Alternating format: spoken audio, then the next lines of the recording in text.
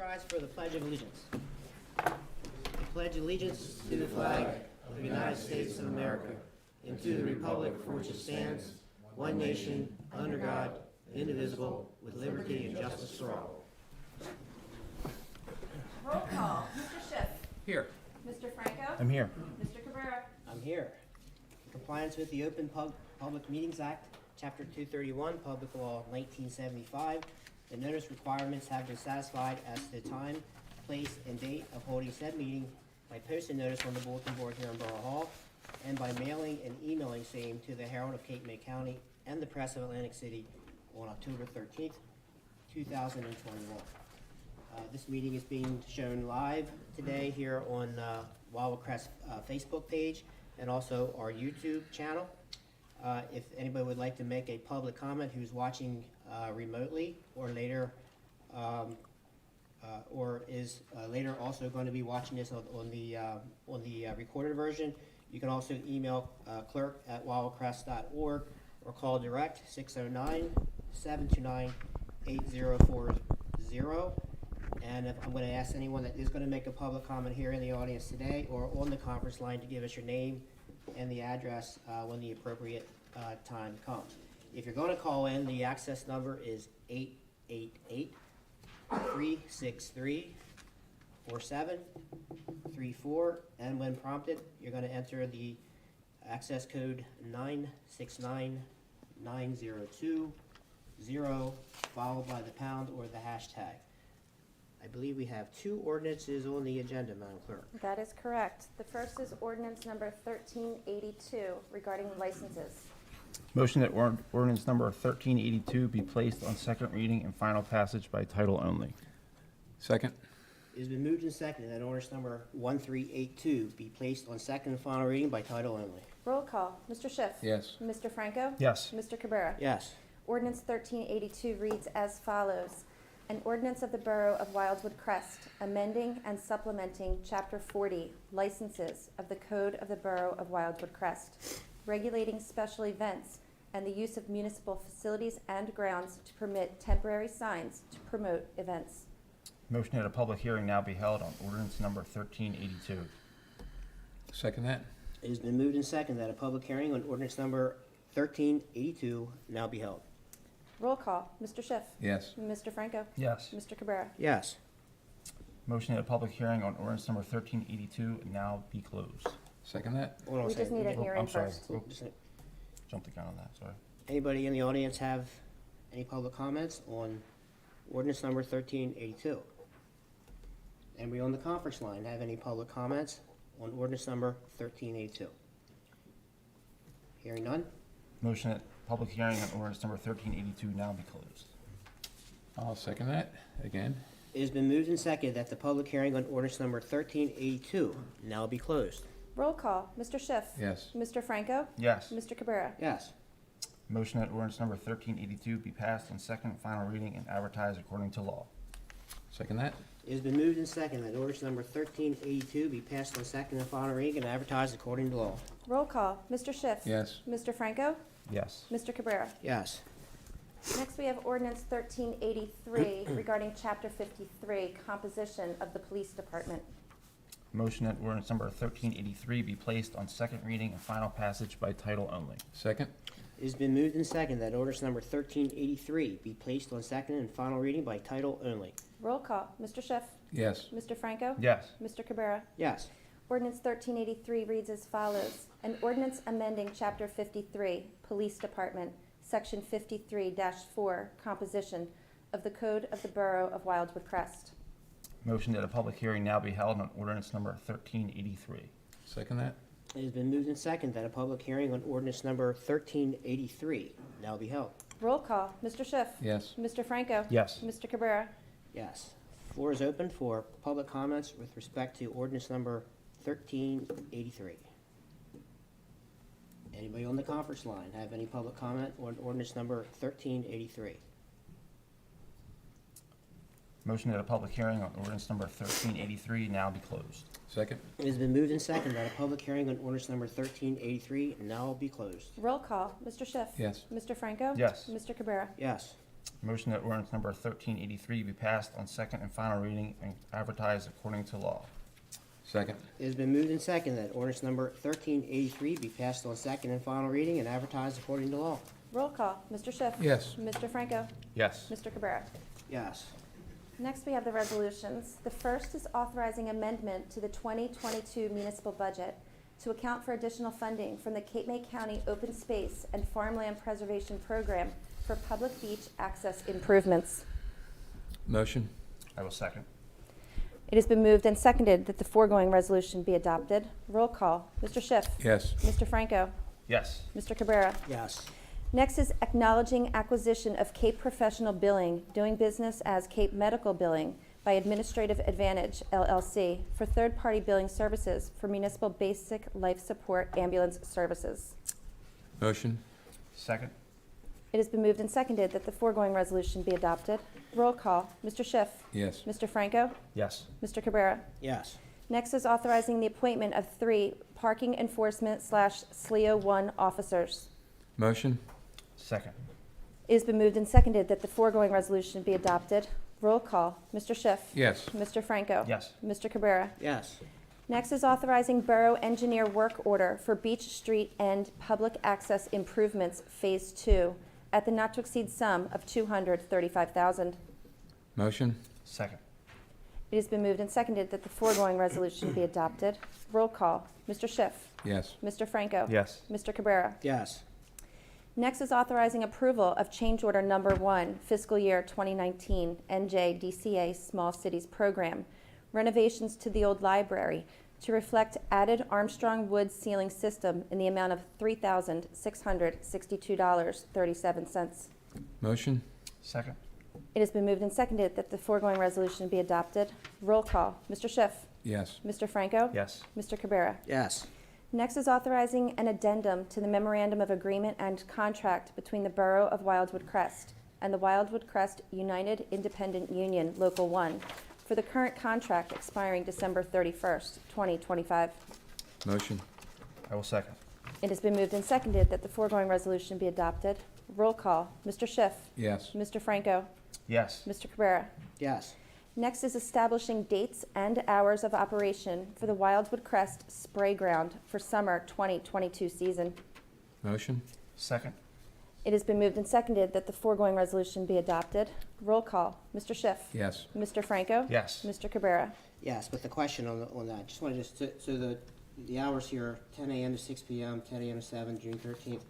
Did anything change with Nothing respect to that? changed. Nothing changed to that. All right, but I just want to go on the record. So I think that week of September 12th to October 10th, I think we should just kind of monitor that. If there's, we can turn it off at that point in time, or maybe during the week we can coordinate that with Public Works or something. I'm sorry, what were the dates? The off-season, primarily towards the end of September and into early October. I think maybe it could be just the weekends, but I'll leave it up to Mr. Bond to help us figure out if that can be set up that way or not. But for purposes of the resolution, I think we're okay. Okay, very good. All right? Next is amending the Policies and Procedures Manual of the Borough of Wildwood Crest. Motion. Second. It has been moved and seconded that the foregoing resolution be adopted. Roll call. Mr. Schiff. Yes. Mr. Franco. Yes. Mr. Cabrera. Yes. Next is approving updated flood insurance promotion activity with the Atlantic Cape Multi-Jurisdictional Program for public information. Motion. Second. It has been moved and seconded that the foregoing resolution be adopted. Roll call. Mr. Schiff. Yes. Mr. Franco. Yes. Mr. Cabrera. Yes.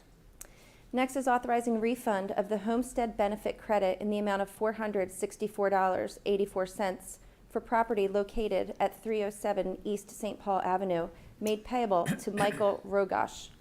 Motion. Second. It has been moved and seconded that the foregoing resolution be adopted. Roll call. Mr. Schiff. Yes. Mr. Franco. Yes. Mr. Cabrera. Yes. Next is authorizing the refund of the Homestead benefit credit in the amount of $483.98 for property located at 6701 Park Boulevard, made payable to Frank and Diane Lupo. Motion.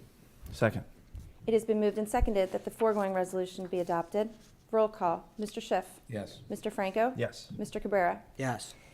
Next is authorizing a professional services contract to the Lomax Group for specialized engineering and environmental consulting services for various blocks and lots in Wildwood Crest. Motion? Second? It has been moved and seconded that the foregoing resolution be adopted. Roll call. Mr. Schiff. Yes. Mr. Franco. Yes. Mr. Cabrera. Yes.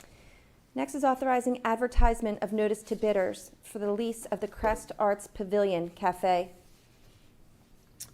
Motion? Second? It has been moved and seconded that the foregoing resolution be adopted. Roll call. Mr. Schiff.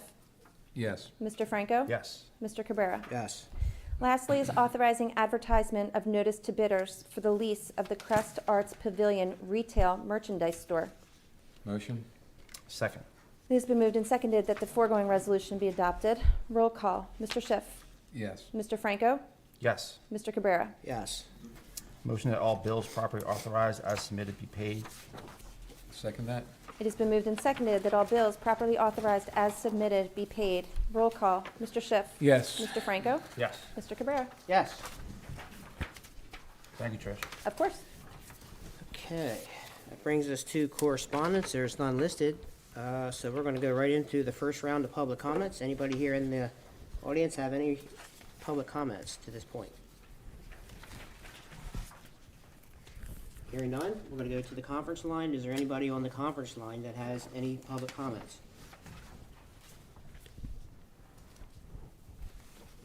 No? Okey dokey. We're gonna move on to the first item of new business, which is the Beach Patrol building. I believe we have Mr. McLeese here with us today to talk about it. Mr. Schiff, you wanna kick this off? Lead in? Yeah, sure. I'd like Mr.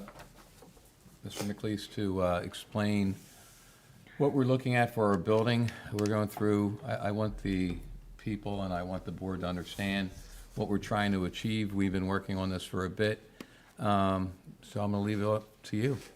Thank you. Sure, of course. Good morning, ladies and Morning. gentlemen. So, just making sure it's on. So, of course, as you mentioned, we've been working on the renovation plans for the Beach Patrol building at the end of Rambler Road. The idea really is to preserve the existing structure itself, renovate the interior to make it more usable for the Beach Patrol, modernize the facilities, improve the accessibility, which is almost non-existent there at this point, as well as obviously replacing windows, replacing doors, re-siding, repairing some of the structural deficiencies that are found there, both in the foundation as well as the exterior walls, which are masonry and showing some signs of deterioration.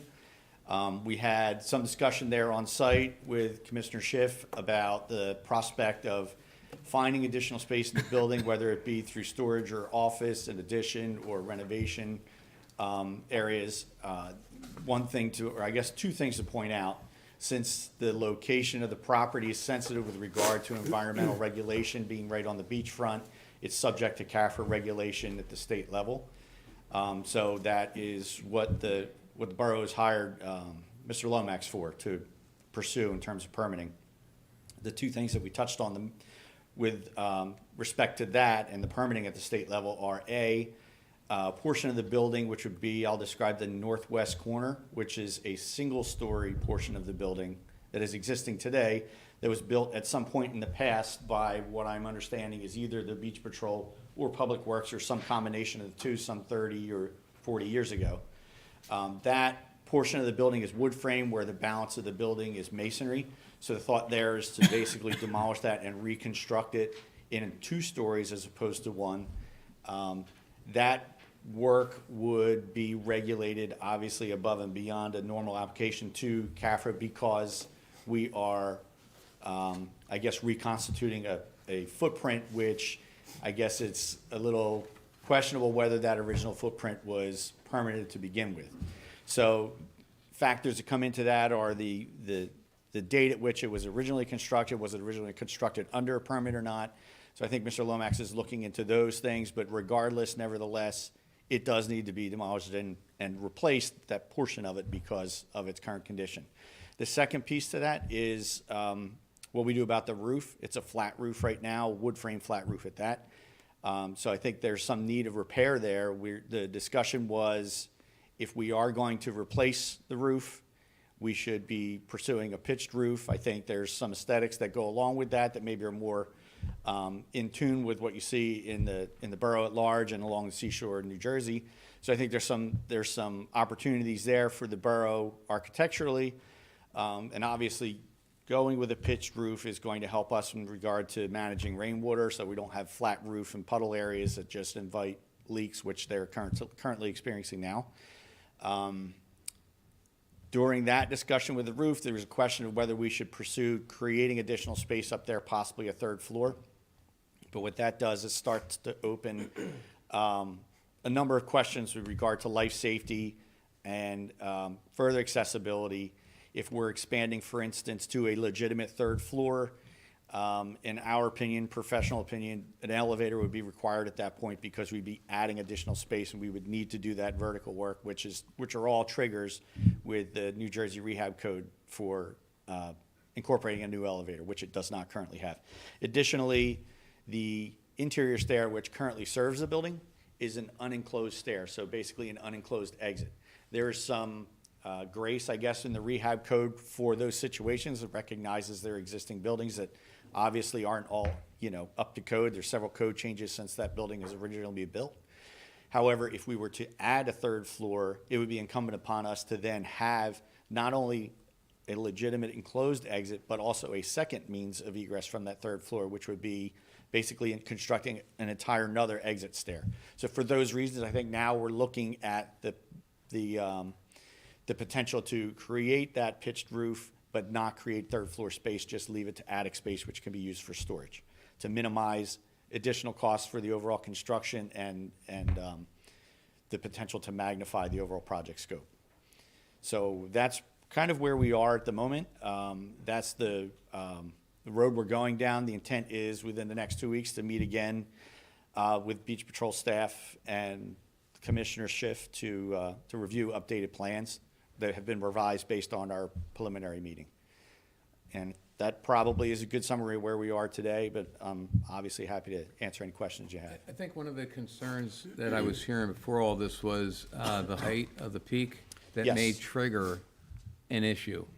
Can you help me understand that a little better? Sure. So in my experiences, whenever you're changing the height of the building or changing the footprint of the building within a CAFRA regulated area, that is going to trigger a more intense review of the project from a permitting standpoint than if it were to simply be renovated. So as I kind of mentioned in the beginning, there's two things that are really the point of focus, I think, with regard to this renovation. One is the reconstruction of the northwest corner of the building, which is, again, it's questionable whether it was ever permitted to begin with. So that's an area of concern with regard to CAFRA. And the second piece is if we do put a pitched roof on it, obviously by nature of putting the pitched roof on, it's going to increase the building height.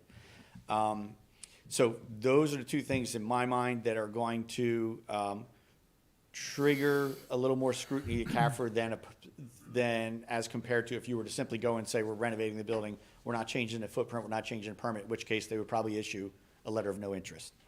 I think there's prudent reasons to do both. I think that will be understood in the review at the CAFRA level. In terms of the detail of their review, I would probably defer to Mr. Lomax because obviously he's infinitely more experienced with that process at the state level than we are. But yes, that was our interpretation. Yeah, I think at this time of our building experience, we don't want to build a flat roof because we Right. encounter all those problems. So Exactly. there's no way I think we can move forward without having a pitched roof. in I think my that makes opinion, sense. because of all the problems you can see in our buildings here with the rainwater. Right. So I think that's going to be good. Some of the things that I'm hearing about the building, and I think Buddy could probably address it better, but he's not feeling well, so I'll try to speak for you and you can stop me. But basically, we haven't put anything into that building for 40 years except paint. Right. I mean, there's a little touch-up. We have some issues with the decking. Mm-hmm. We have a lot of issues on that building. I think people forget that that building is a multi-purpose building. We had 13,800 transports out of that building, communication-wise, for the handicap transport. We certified lifeguards there with their CPR. We do a lot of work out there. We treat people that get hurt. It's a first aid station, and a number of other things. So that building has a heck of a lot of purposes, and I feel that we need to look into it to make that a safer building and a building that can operate more effectively or efficiently. So I don't know if you have anything to add to that, Bud. Thank you. Yeah, I think you brought up some good points. Certainly, any walk through the building would show that it's really reached the end of its useful life with the current condition of the rooms and spaces within the building. We've talked about the leaking at the roof. We've talked about the structural issues that need to be addressed at the foundation end and the exterior walls. And I think with the renovation and the opportunity to pick up the second floor space over that single-story addition that was done that we're going to reconstruct, that's going to introduce another 200 to 300 square feet into the building, which allows us to kind of more efficiently arrange the plan and create larger spaces for them to continue to do the training and the transport calls and everything else. So there'll be office space will be dedicated for those purposes, and I think will serve operationally the Beach Patrol much better going forward. Thank you. Gentlemen, any questions? Just a quick question about the, Sure. the elevator. Yes. So have you ever built an elevator on the beach before, like that? Yes. You have? Okay. Yeah, we have one going up right now in Stone Harbor. Okay. And what's your experience with that, the longevity of that?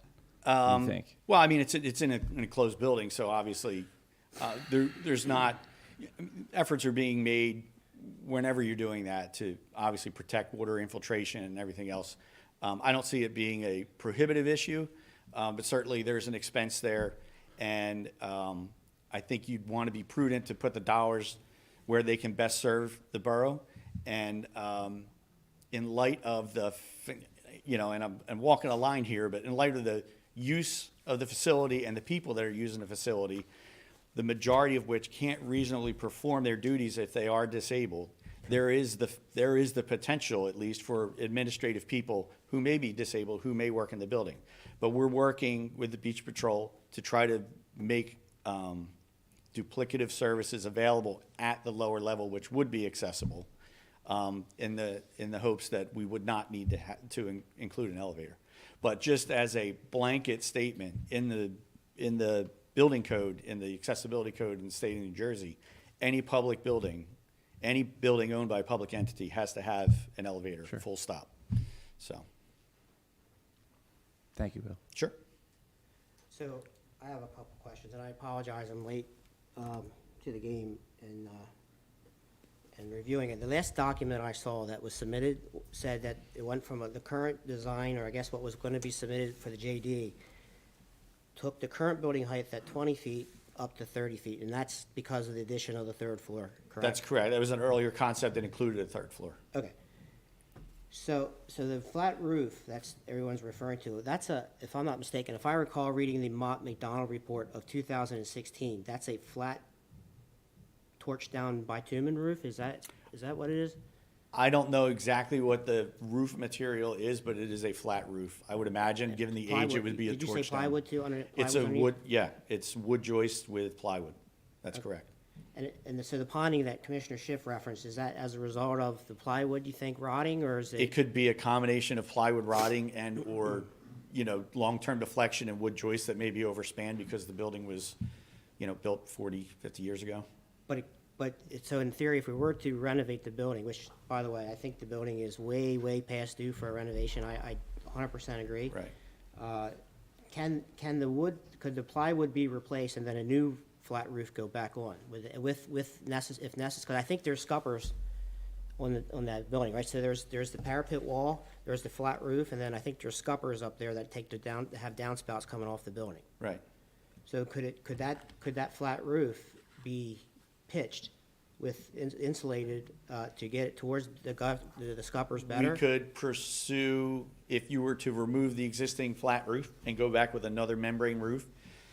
If we went down that road, we would probably recommend a TPO roof, a thermoplastic roof, in which case you would put the insulation on top of the deck like you're describing, and you would use tapered insulation to get a pitch into the roof. So it would still be defined as a flat roof, but it would have like a 1 in 12 pitch or a 1/2 inch and 12 pitch, something like that. Okay. Not as substantive of what we're currently looking at, which would be, 4 or 6 and 12 pitch. So the aesthetics of the roof line then, if it were to go to the 30 feet high with a pitched roof versus, so I guess my question is, the parapet wall, is there a design that if we were to keep it at the 20 feet, the current parapet wall, could that get the metal, I'll call it the blue metal look that we have going on throughout the borough? Could that be wrapped in the metal to give it the aesthetic feel that we're looking for? We can certainly put an option together to get out to you for your consideration, for commissioner's consideration. And then would a pitched roof, what kind of hurricane ratings would a pitched roof need to have, I guess? You would have the same rating with either. We regularly do, what we're looking at is the standing seam roof that we're doing at the old library project. We're looking at using something similar, so you would be able to get a hurricane rating out of that as well as out of a flat roof. So the third floor then, what I'm hearing, Commissioner, is it for storage? Would that be the main The current intent? thinking is it would not be a full third floor, so the pitch would be lower and it would be storage only. Yeah, I think that's a conception out there. It might be a little bit of a misconception, that's, when you say third floor, we're looking at storage. And if we're going to do this building, it's my intention to do it once and not to do it twice. So if we have an opportunity to gain some more storage space, now's the time to do it. And we're not going to exceed that 59 and a half, whatever that limit was. No, I mean, we're no. way below And that. honestly, I mean, at this point, if we're pursuing storage up there as opposed to a legitimate third floor, I don't think we're going to be 10 feet above the current roof. I think it would be less. So we're just looking at the best options right now, and also keep in mind that we're not adding HVAC in there, which will keep the costs down also. So we do have to put something in up there or there. It would be like a wall unit. I don't see it in here. Right. Nothing that's going to, with compressors and all the other things that go along with it. So is the storage the same things that were in the storage sheds, or is that a different type of storage? It all depends. I don't know what the chief has in mind up there, but we have quite a few things. Now, the sheds themselves are another topic. Okay. So I guess my next question is, so I'm looking at Chief Johnson's letter from October 1st that he had written to the governing body in the previous administration. So I just want to make sure, so once we do this, so he had two things listed as priority. One was the women's locker room, expanded to accommodate the female members of the beach patrol, because the current size is too small. And then the other was the front deck and exterior. So all of that, Buddy's issues are going to be addressed in this new design. Yeah, we had a comprehensive meeting last week. I think it's 2 weeks ago. Yeah, okay, so we were working through things. I know you have a couple pictures of what we were talking about. Yeah, if you want, again. I think it'd be good for these guys to see. Sure. Our problem is that we want to comply with Title IX, which is equal rights and equal space and equal Thank you. facilities for both men and women. Am I right on that one, Brian? Is that Title IX? Yes. All right, so right now, what we're looking at is you walk through the building where Chief Johnson's office was. It was in the back of the building. We want to force him forward. If you look at the next page, Okay, yeah, I didn't see yeah, this. you're looking at. So you'll see where the first aid area was, the women's locker room has been expanded into. This is on the first floor, right? Yes, Okay. that's all we're looking at right now. And then the men's locker room is expanded into the new second floor area created over the old addition. So really, if you flip it over the other way, like this, it reads a little bit easier, I believe. Right, so this is the beach up here. So when you're coming in on this end, that's where we're driving in the trucks right now. And this would be the first aid area. This would be Buddy's office in the front with a storage area behind him. And then the women's locker room will expand, where are we on that? Over. Here it is, back here. And bring it up to an existing wall.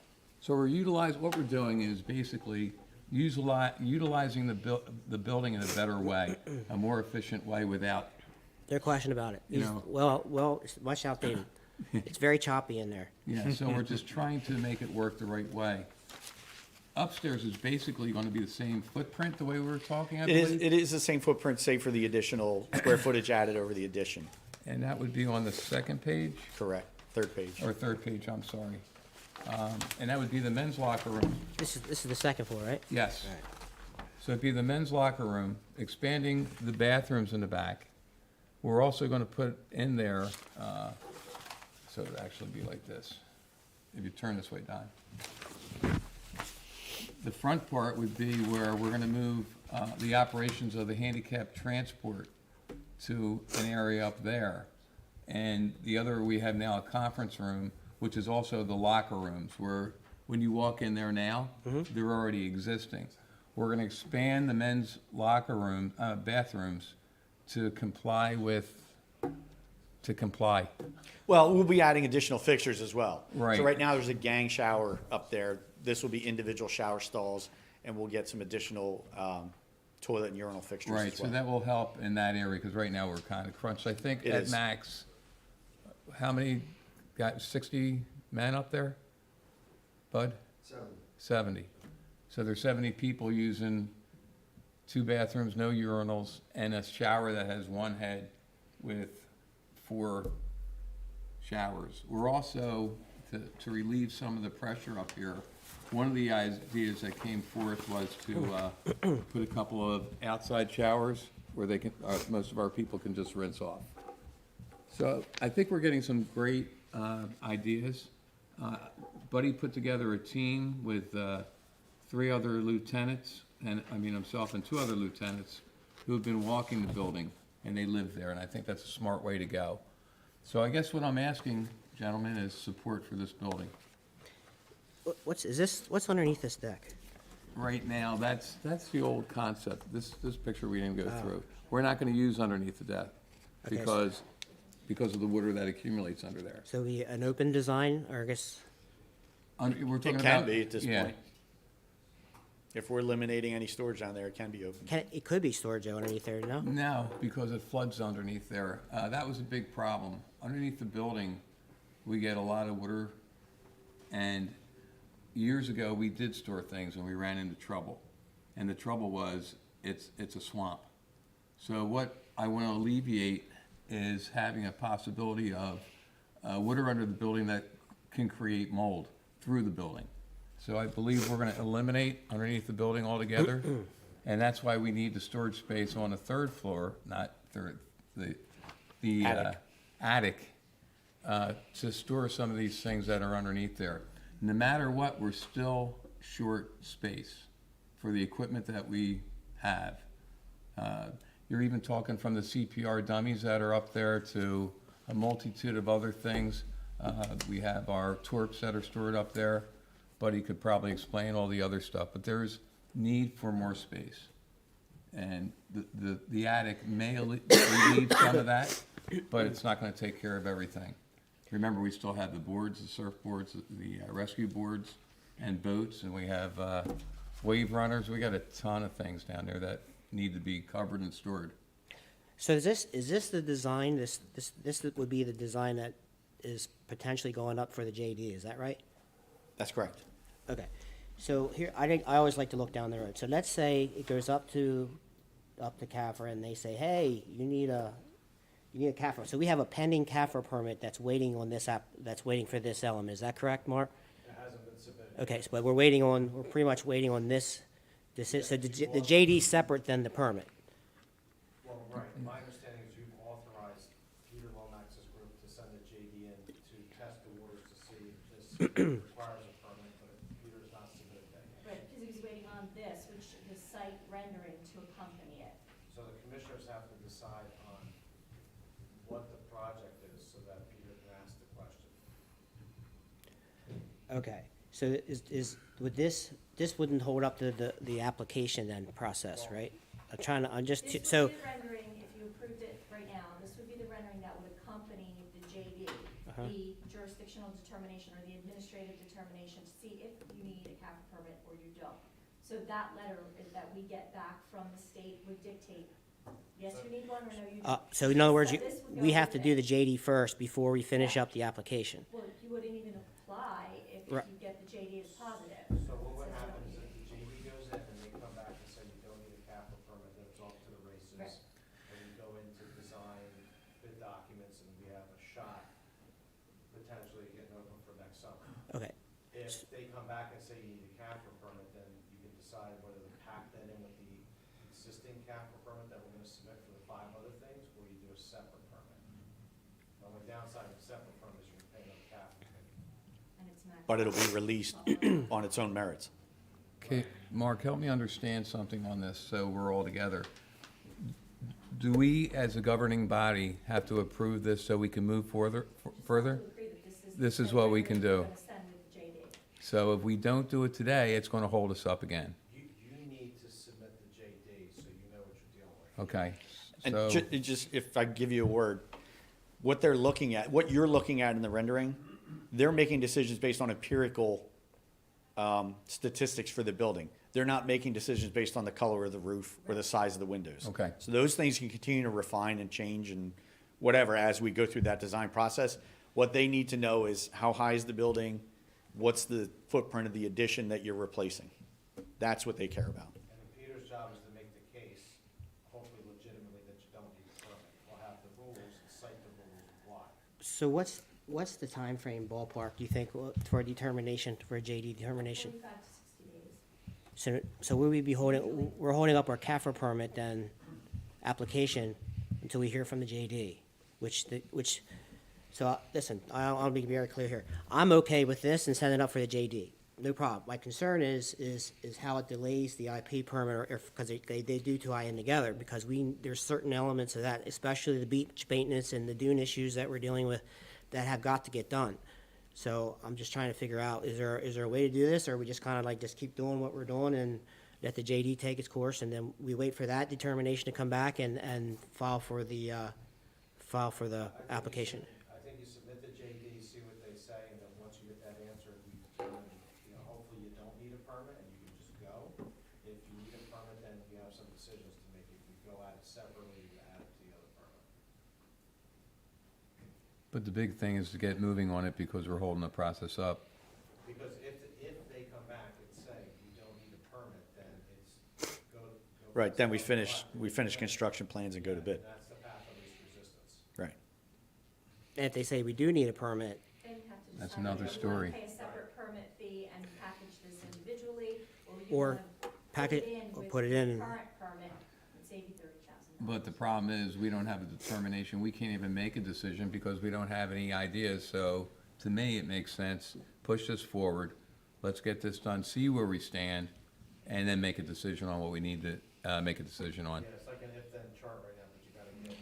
in to get Is there, it is there, checked. is there such a thing as a pre-JD Zoom call meeting with the state? Similar to what we've done on the other app? Anything, you know They that. want it in writing, like they'll have conversations with you and say, I think, but I'm gonna tell you this isn't binding, I want it in writing. That's kind of what a JD is a pre-application determination. It's official in Well, writing. we've had meetings with them before via Zoom and conference to talk through before we made the application, just to kind of test the waters to see where we are and how it stacks up. So that was my question. So if you don't think that's possible in this regard, then so be it, then let it fly. That's the way I out. think you can do it, but I think they're gonna say, hey, everything we're telling you, we're gonna want it in writing. Yeah, there'll be, it'll, Okay. you see how we had meetings with them, they said one thing, and then when it came to. So then the issue, so let's say if it flies up there, the JD flies up there, they come back and they say, hey, we've got some concerns about the height or whatever that case may be. If you want the 30 feet, you gotta go to permit, then we'll deal with it at that time. So we'll know within less than 2 months, hopefully, Correct. right? So how do we make this move forward? I can just contact the Lomax as soon as we do the meeting and let them know that this rendering. I'll send it to them today again. Is acceptable to the governing Yep. body and can be, and go ahead with JD and send it in. Yeah, Is it- I'm Is that okay with you guys? I'm I'm fine. fine with it, yes, Yep. I'm fine with it. Thank you. Thanks. Thanks, Joe. Yep. Can you send that over and I'll let them know? Yeah, as soon as I get back. I'll send it over. the building so you understand a little bit. Well, that's what Thanks, this Bill. was the missing piece of that. I never saw this. I was just looking at this, said 30 feet. What? Yeah. All right, you're on. Good. All right.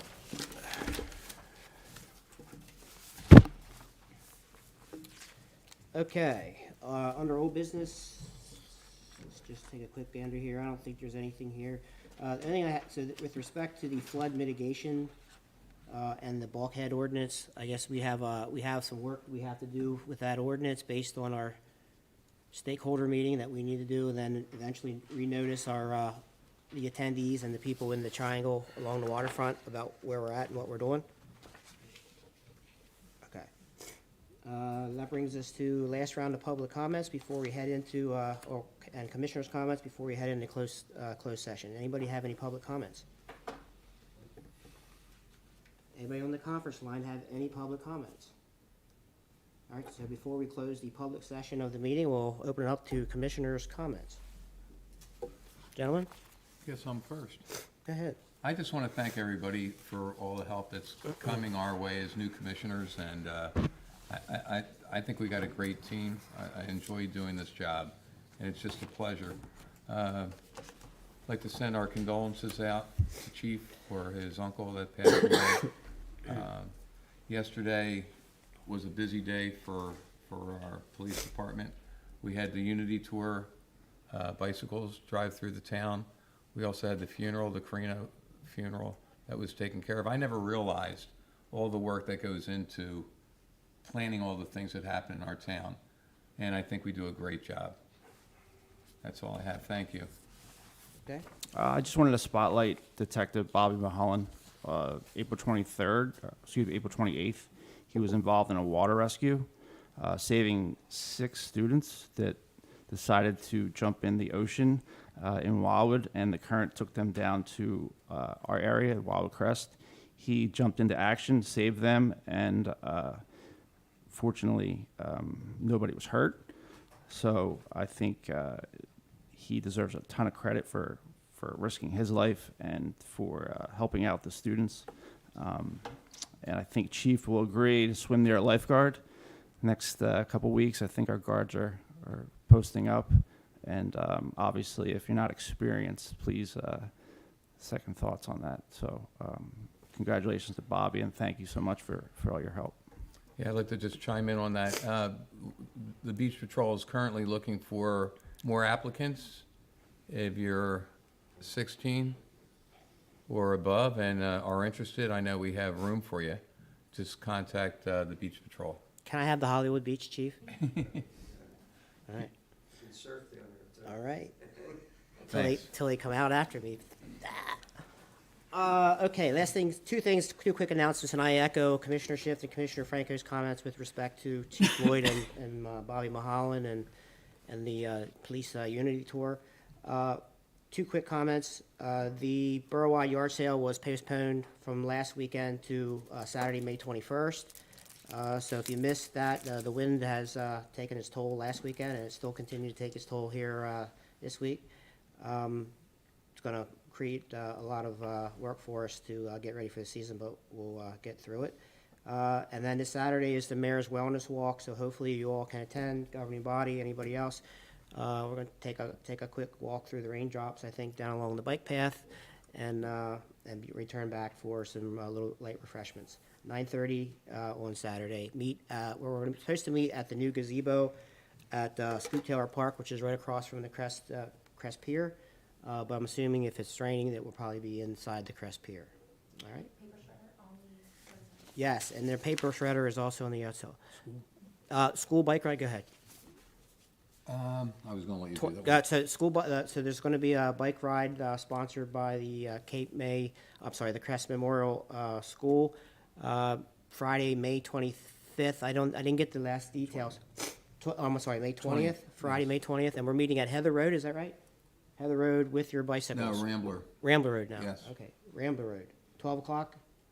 No, we're going to start earlier than that, I believe. I thought it was a little. I'll get full information Okay. out. and Just we'll know put it there's a on bike our- ride coming up Yeah. on Friday. I know there was different dates floating around, or different times floating around, but May 20th, Friday, before. So that's the day before the yard sale. So you get the chance to scoop out the sales before you buy. Something Okay. like that. I think that's it for public session. Entertain a motion to move And let into me closed. read this Go ahead. first. Okay, so the next, we have a closed session. It's authorizing executive closed in accordance with the provisions of the Open Public Meetings Act, specifically NJSA 10:4-12B with regard to two items, sale of land and land acquisition. Can I get a motion? Motion. Second. It's been moved and seconded that the foregoing resolution be adopted. Roll call. Mr. Schiff. Yes. Mr. Franco. Yes. Mr. Cabrera. Yes, we'll take a 3 to 5 minute break real quick. Thank you. Clear the room. Let me go blow my nose.